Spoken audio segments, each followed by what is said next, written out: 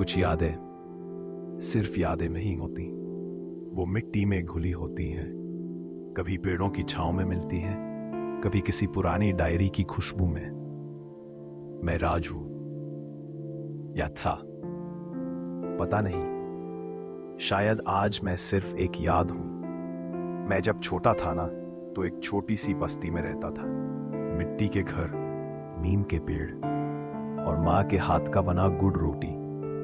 मेरे पिताजी कब के चले गए थे, पर माँ एक जिंदा कहानी थी।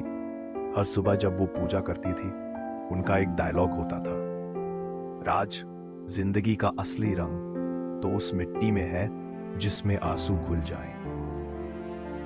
मुझे तब समझ नहीं आता था। फिर एक दिन एक नया लड़का आया, आरव, शहर से। उसकी आंखों में सपने थे और मेरी आंखों में सिर्फ जमीन। हम दोनों अच्छे दोस्त बन गए, लेकिन एक दिन कुछ बदला। माँ बीमार हो गई, बहुत ज्यादा। मैं डॉक्टर लाने गया। वापस आया तो घर जल चुका था। लोग कह रहे थे कि माँ ने खुद को आग लगा ली। मुझे कुछ समझ नहीं आया। मैं वहां मिट्टी पे बैठा रहा और तब मुझे मिट्टी की वो खुशबू आई जो जिंदगी भर मुझे सिर्फ माँ के हाथों से मिलती थी। उस दिन पहली बार मुझे वो डायलॉग समझ आया। मैं शहर चला गया। आरव इंजीनियर बन गया, मैं मिट्टी का शिल्पकार। मैं मिट्टी से माँ के चेहरे बनाता। हर मूर्ति में माँ होती। एक दिन एक औरत आई, उसने बोला, तुम्हारे हाथों में माँ की खुशबू है। मैंने उससे पूछा, आपको कैसे पता?